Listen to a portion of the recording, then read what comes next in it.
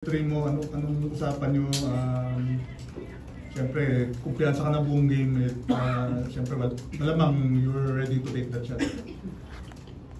Actually, yung play na yun, broken play na yun eh. Of a transition kasi yun eh. Tapos na offensive rebound. Yes, maganda lang yung spacing namin, kaya ako nakatira. Kaya nung nagkaroon ako ng chance na ma-open, talagang ginrab ko na yung opportunity yun. And good thing naman, talagang hindi ako nagmadali dun sa shot ko kasi yun nga, nararamdaman ko naman parang magka-cramps na naman ako eh. Pero buti na lang. Nakatira pa nung huli, crucial pa.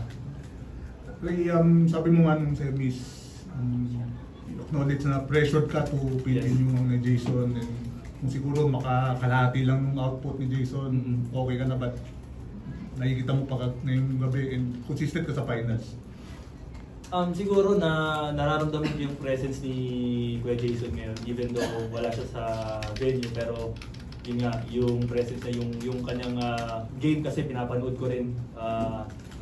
Yung nanonood kasi ako ng film namin, so medyo malaking bagay sa akin yung nag-out muna ako sa social media ko.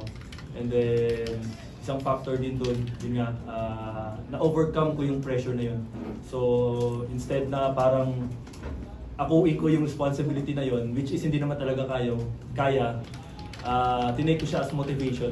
Kaya yun nga yung naging outcome. Gumanda and naging loose ako every game.